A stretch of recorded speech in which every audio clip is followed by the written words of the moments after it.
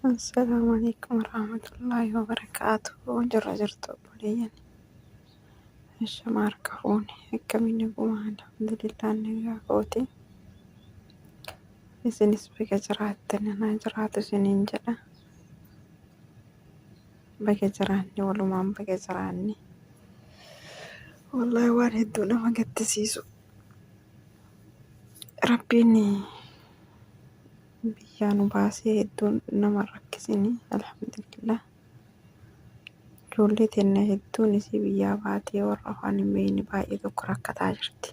Dhugaa dubbatuuf baay'ee rakkataa jirti. Baay'ee dararamaa jirti. Garuu namni waliif rifatuu qaata dhiise ilmi namaa. Akkasii obboleettii teenya akkuma amma argitan tana dallaalota meeqa meeqarraan deemtee hojii dallaalota meeqa meeqarraan. Habiibaa obboleettii teenya rabbiin jazaasiif haa kafalu. Garuu dhumarratti argamtee jirti. Baay'ee tokko warri dallaalaa kunis haala yaaddessaa keessa nama galchee jira wallahi. Biyyaa bahuuf mallaqa kafalanii biyyaa baanii biyyanatti immoo hojii seenuudhaaf mallaqa kafaltu malee seenuu hin dandeettu subhaanallah. Obboleettiin teenya tun akkuma argaa jirtan Dubaay akkuma firii fiiza deemte na fakkaata garuu waa meeqa dararaa meeqatu irra ga'ee ilaa harka isii muramtee harki nagaan biyyaa baatee harka ofii irraa murame haga jechuun yaaddessaa sammuu isii cinqamee waa meeqa keessa galtu tokko taate jechuudha. Warri dallaalaa kunilleen addunyatti amanee jira uummanni subhaanallah olii rifatuu dhiisee jira. Biyyaa fiddee achi keessatti ijoollee rakkisaa jira warri dallaalaa keessattuu Dubaay. Rabbiin rahmata isiniif haa godhu. Yoo jechuun nama tokko yoo hin dandeenye taate fiduu dhabuudha. Garuu immoo fidanii akkatti raasatti nama gatanii imimmaan namaa lafa balleessu. Wallahi subhaanallah. Yoo laalu nama meeqan eegaa turani mijooma sana nama 25,000 mana Habiibaa sanitti jechuudha. Waanuma isiin irra geette akkuma isiin taate laaluudhaaf jechuudha nama hedduun hordofaa turani. Kana keessaa immoo warri amma baay'ee rakkataa jiru ijoollee attisii biyyaa bayaa jirtu warra afaan hin beekne. Kana hedduu tokko rakkataa jira. Rabbummaan nuuf haa laaffisu malee baay'ee ulfaataadha. Haala yaaddessaa keessa jirti wallahi ijoolleen. Haala yaaddessaa keessa jiranii rabbummaan haa laaffisu qaamaan jedharee. Biyyi teenya biyya qabna jechuuf biyya hin qabnu.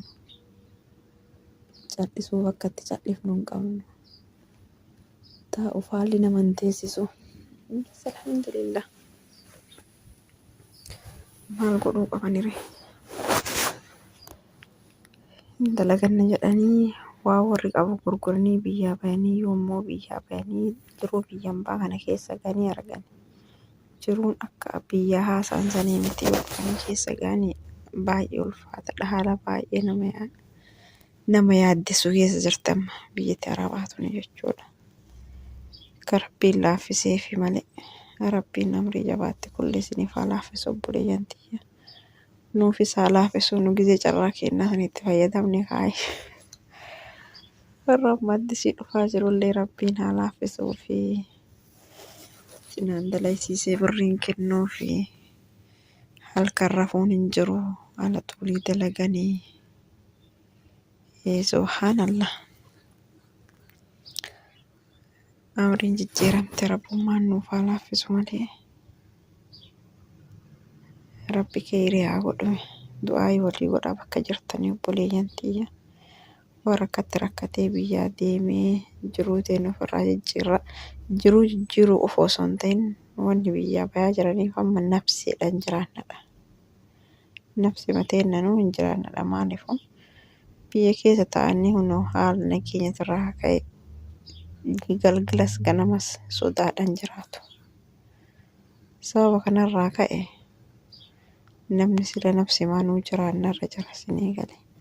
wanni baay'inaan biyyaa bayan irra guddinni amma namni deemaa jiru dalaganni waa fooyyeffannaaf miti nafsi mateennan jiraanna. Maatii keenya dandeenye xiqqishoo harka qabnaadha. Jiruun qaaloftee biyya keessaa qaaloftee biyyan baatii qaaloftee wanni maru garuu biyyan baa kanatti nagaan jiraatta. Yoo waan isaan gara isaaniitiin isaan miidhuun dubbatin firii taatee jiraatta. Haa ta'u malee garuu jijjiiramtee jirti biyyi ambaa tanatti deemu sunillee hedduu jijjiiramtee jirti. Rabbummaan haa laaffisu jennee du'aa godhuudha. Wallaahi dhugaa hedduu tokko nama yaaddessa akkaataan namni keenya keessa jiru. Akkaataan obboleeyyan teenya addisiin biyyaa baatee keessa jirtu hedduu tokko nama yaaddessa. Garuu maal gochuu qabani? Homaa gochuu hin qaban waan ta'eef obsaniituma jiraatudha. Meeqa beekan nama meeqa ka biiroo keessa taa'ee achii booyaa jiru.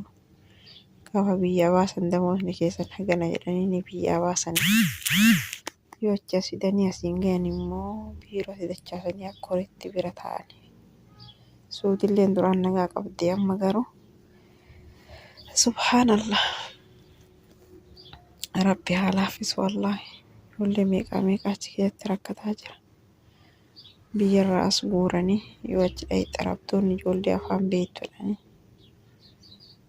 Saniin yoo birrii kumaan nuu galchan 200-300 ta'e isaaniiti. Hagana mara namni keenya irratti nyaatee wal miidhaa. Hagana gahuuf maaliif akka deeman hin beekan.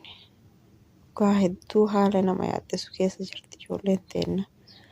Rabbiin haa laaffisuuf yoo asitti himanii hin dhaga'an. Keessa gahanii hagija ofiitiin arganitti. Rabbiin amrii jabaatte kulli haa laaffisuuf amma tuni halkaniin ofirraa baasanii deemsa sa'aatii meeqa sa'aatii 2 moo sa'aatii 2 achi dhaquudhaaf makiinadhaan sa'aatii 2 karaa deemte mucayyoon sun dhaqxee mana sanii sii fuute. Achii fuutee baaftee ilmoo namaa fakkeessite subhaanallah. Warri hojii dallaalarraan deemtanii dallaala kaan meeqa nama meeqa kun hojii jirti jedhaa kun hojii hin jirtu jedhaa kun akkasi jedhaa kun yaa subhaanallah wallaahi haga dhumatti sa'aatii meeqa guutuu taa'ee ilaali.